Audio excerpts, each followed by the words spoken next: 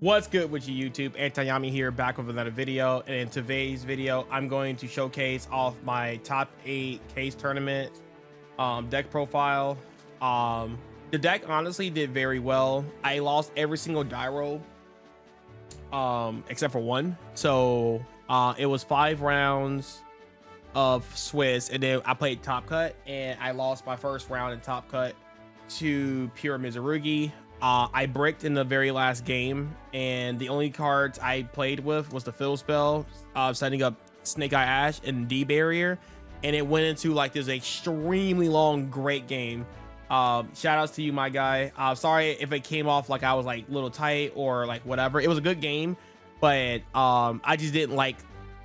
I don't know. I feel like I was kicking myself. I'm very hard on myself, as you guys can tell. I'm very hard on myself. I want to make sure I am prepared for a lot of these tournaments, and I feel like I wasn't very prepared.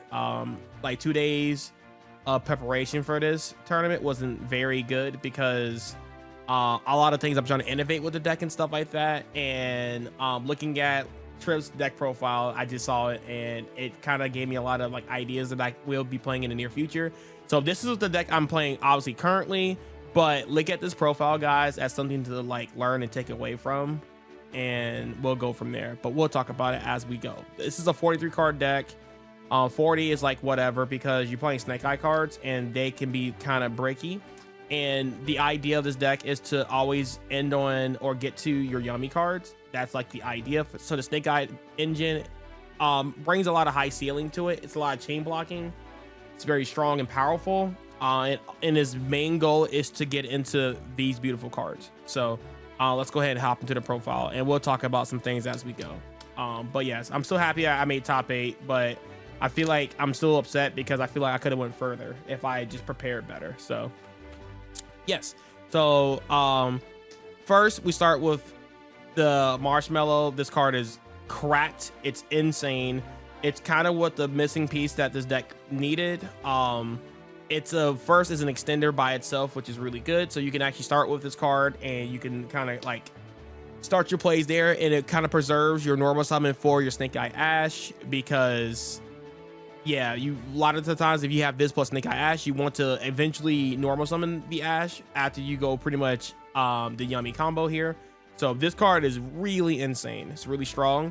And of course we're playing the triple Cupsies. I don't think we need to talk about this card. We're just not going to talk about it. It's pretty self-explanatory. If you're not playing 3 Cupsies, the side effects are over there. Next, I decided to up the cookie count, the yummy count, and I'm playing 2 cookie, and then I'm playing 2 Lollipo, and I am cutting the Wear Out Thous. And the reason why is because the Wear Out Thous is a very strong card only when you go first.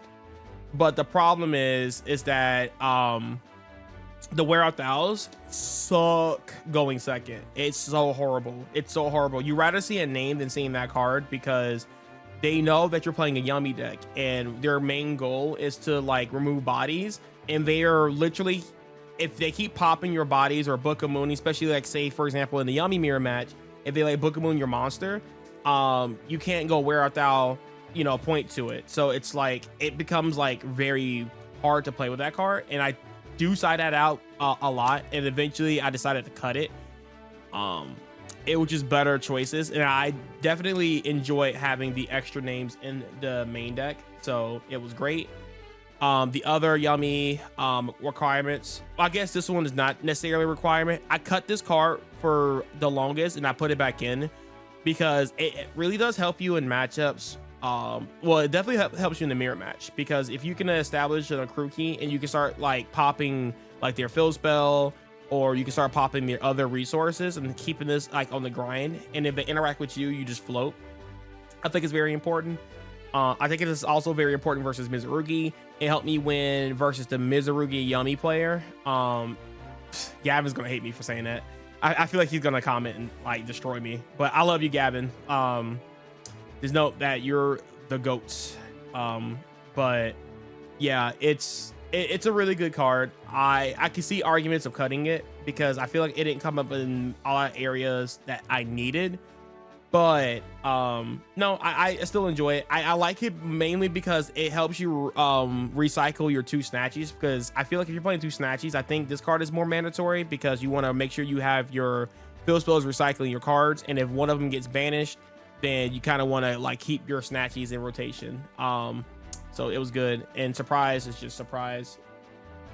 Very good. Don't play more than one in this version, you will brick on it. The one for one, I side this card a lot going second, because typically with my side deck patterns, I'm side decking into more like spells and traps. So this card becomes less it becomes less good, because if you're hand trapping your opponent and then you draw this card, then this card becomes a very sick Ash target. But it's great going first for consistency. And then speaking of consistency, we're gonna play the beautiful Sky Striker package. I'm going to make this package bigger. From what I'm seeing, and you will see in my side deck, a card that literally won me 2 matches, like alone. It was insane. But I don't think we need to talk about that. The Engage package is just broken. I feel like this card, and mark my words, I really feel like this card will probably end up getting banned in the future, because Sky Striker or Pure Sky Striker don't really play this card, or they don't really rely on this card, where a lot of engines that's abusing the Sky Striker package is always abusing this card the most. So I can honestly see that card getting banned. Going into the Snake Eye package, there was another Snake Eye Yummy player that was also there, but I didn't like the fact that he was playing so many bricks in his deck. And the Snake Eye package, it's already bricky by itself, because these 3 cards right here are cards that you never really want to open. Like, you theoretically never want to see these cards in your opening hand.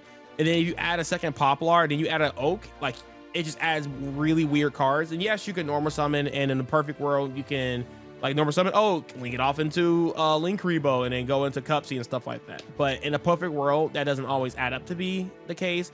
And at least Poplar, it's not a super bad normal summon, because if you do have a Yummy name, you can get access to the field spell, and that helps you play through like Nib a lot better, and it has its advantages and stuff like that, and it's just really strong.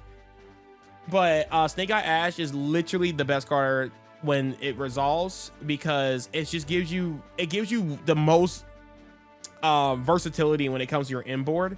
And yeah, it's just broken, right? Because it helps you play around. If this card resolves, it helps you chain block the Cupsy, because a lot of people don't Ash this card, right? They always Imperm Veiler, and they don't have Imperm Veiler. They literally let this card go, and they don't realize that when I get to the popular line, you can actually just chain block the the Cupsy with the Poplar effect, and that card resolved so many times.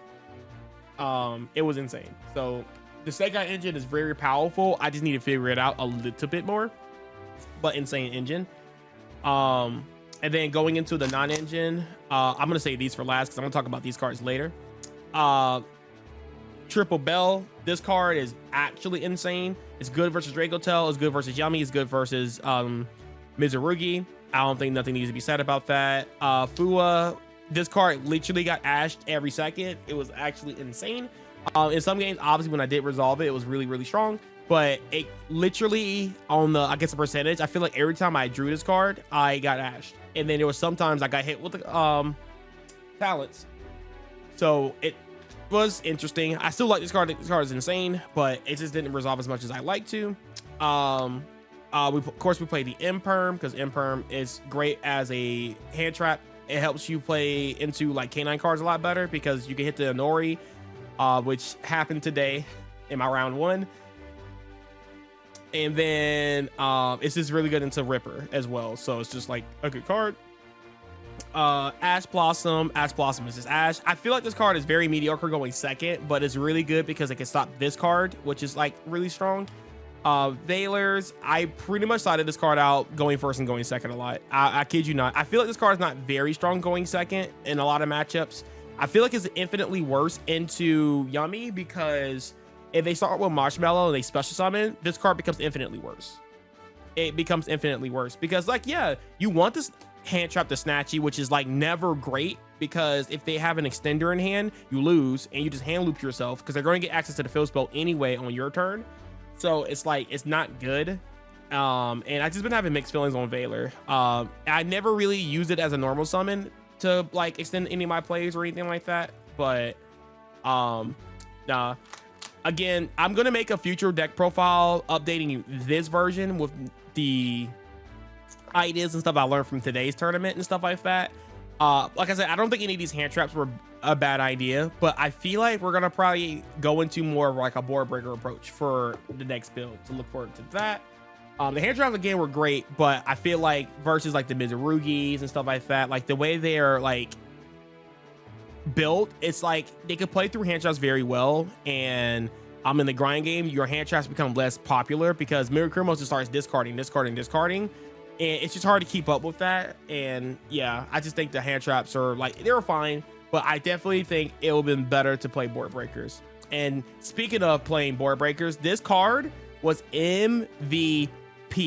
Every time I think I saw this card, I won the game. Like, this card is actually freaking insane. It's good into Draco Tail because you can actually dodge flame. Like when I activated 1-for-1 and they went flame, I changed droplets hitting the Gurumamel and it resolved, and I just OTK'd after that. Like, this card is really good. Obviously it's good into Yummy. It's like decent to Mizurugi, but it's like something you probably don't want to slide into. Probably slide these out because it's a little expensive in that matchup. But like, this card was just, it was MVP. It was just clean. It was just so good. And I feel like it'll be even better into like board breakers, because just droplets is probably one of the best board breakers of today's format. I kid you not, this card was insane every single time. Oh, another time too, when I went first, I actually kept the droplets in and I got hit with a Book of Eclipse, and the Snatchy stayed face up on the board, and I still have the surprise face down. So my opponent played, I droplets sent cards that were face down. This is also why I like Linkuriboh too, because you can go Linkuriboh in the grave, tribute a face down monster, and then you go surprise, bring back that monster, and then you can actually still go into your Yami combo. That happened once with the droplets. And also droplets is really good with the Snake Eye cards, because you have monsters in your spell and trap zone that you can just use as materials if needed. Yeah, it's great. Going into the extra, we played the 1 Linkuriboh, we played the 2 Snatchy. The third Snatchy never came up. If you play your deck properly, again, you don't really need a third Snatchy, but it's just great to have an extra deck spot for other utility. We played the 1 Metal Marcher, 1 Herald. Card is insane. We played Cupsy, Lollipop, and Cookie. I mean, this is all pretty much standard. That's all for these, kind of like the Yummy side of the extra deck. And then I guess Linkuriboh is more of a Snake Eye card, but it bridges both the engines together, so it's kind of like an in-between card. And then going into more to like the Snake Eye, Yummy can utilize IP, but it works really better with the Snake Eye cards. 1 Hazard Lizardos, 1 Printing and Princess, 1 Ambluwell, 1 Kagari, 1 SP, and 1 Doom Dragon. I mean, of course you need Doom Dragon as part of your combo. Same thing with Printing and Princess. And same thing with Ambluwell, right? So these cards are pretty much in the same combo. Oh, one fun fact, you can actually, I almost did this to Chase. Shout out to Chase playing Lunar Lights. I actually lost to him. Was my 1 loss I had in Swiss. I was gonna make an Ambluwell, and I did. And the problem is that I didn't have enough light points to crash into his monsters, because I went first. He heavy super poly me, or heavy poly, whatever it's called, and he attacked into my light points, and I was only on 200 light points. I survived, and I made IP, and then I turned my monsters and stuff into Ambluwell, so now it can't be destroyed by card effects. And the goal here was to span a whole bunch of link bodies, and I got to the point where I accidentally locked myself into, like, I used Snatchy's effect, and I couldn't go into Printing Princess, because if I went into Printing Princess, linking off the 2 link bodies, this card would have been at 4,000 attack, and I would have swung over to Lager Dancer, and that would have won me the game. But I locked myself with Snatchy, which I couldn't go into Printing Princess. And my only other option, because I think it was like this and then like this, kid you not, it's what my board looked like, because my Ambluwell was here. I could have crashed these 2 Link monsters into his other monster he had on board, but the fact that I couldn't take any more damage because I was at 200, I couldn't get over the Liger Dancer. So yeah, I couldn't win that game, but it was a good idea, and I think this is a great way to out the Liger Dancer. So I thought about that on the fly too, which is really, really good. Kagari, when we play more Sky Striker cards in his deck, because I am planning on playing more Sky Striker cards, I resolved this card multiple times in a duel. It was insane. It was in my Spell and Trap Zone. I brought it up. Printheon Princess brought it back. And recycling your Sky Striker cards, it's really insane. So keep that in mind when we're going to be building this in the future, because I think I'm going to play like Afterburners, maybe a Widow Anchor or a Shark Cannon in the future. So anyway, going into the side deck, I play the triple Nib. Even though it's not very good versus Mizurugi, I still put it in versus Mizurugi because it still has like impact, because a lot of the times their combo lines and stuff, they usually tribute their they use the graveyard effects of each of their ritual monsters, so you can still go like in the main, summon Nib, and you can get back into the game with that, which is really strong. Droll, so I had made a mistake on my deck list, and I meant to put 3 Droll. For some reason I only brought 2 Drolls. I thought I had a Droll sleeved up, and my dumb stuff actually put in Call by the Grave, because I wasn't planning on playing Call by the Grave because there was a lot of Surgeons of Bell. I've been belling people's Call by the Grave left and right, so I didn't want to play this card because I just didn't, I didn't want to fall into that loop, and Bell will be side against your deck, so I didn't want to have this card for that reason. So it should have been triple Droll, triple Nib. So, but yeah, the Call by the Grave came up like once, and it was like whatever, it didn't matter realistically. But yeah, I did draw it once and didn't resolve it. I just held it, so it was there. I played triple Metatronus. This card was pretty good. It was very good in the Yummy mirror matches and any decks that were playing like Yummy. And there's some matchups where you can, like, say for example, like Blue Eyes is really good in and stuff like that. I haven't fully theorized on every single matchup this card is really good in, but I sometimes even side it in versus Dracotail, because you can hit the Arc Lion with this, because you can actually summon Flamebirds off of it. And yeah, that was like something that's like obviously not very good, but it's just like food for thought for that matter, so it's not like completely like trash. But like say for example, if you're going first and you have Metatronus in your deck and they go like Femina, summon Grugamel, or not Grugamel, the Arflion, you could actually go Metatronus, negate it, summon Flamebirds, and if you have access to your Snake Eye engine, then it's out your deck. So like that's pretty cool. But yeah, I think this card was overall pretty good. I just didn't have as much preparation with it. Going into like more of the board breaker stuff, or I guess spells, I would going second. So a lot of the times in a lot of matchups, I sided in Subversion, cutting the Flamebirds and the Fill Spell, so Poplar still has something to search. This card came up twice, which was like fantastic. Talents was in the side because it was mainly for going first and going second in some matchups. Definitely really enjoyed the Talents. And this is the card that literally won me so many games. Jamming Waves was MVP. It popped Warning. So it came up 4 times in the matches. It literally hit it versus Mizurugi, right? So I hand trapped on a Mizurugi opponent to the point where he pretty much ended on a minimalistic board. So then I went engage into Jamming Waves. Not Jamming Waves. No, I think I already had Hornet Drones. In the hand, so I engaged into this. And then I went Jamming Waves, pop his quick play, and he chained it, so that kind of like burned his Mirakumo. And then I went Hornet Drones, summon Kagari, add back drones, and I went, I can't say drones, went adding back Jamming Waves, and I went Jamming Waves, popping the set Warning. That was so crucial. That made a big difference. That right there made a huge difference, because if this wasn't Jamming Waves and I just went add back drones, summon the token, and then go into the link or the Synchro 2 Cupsy, I would have lost. I would be real, I would just lost.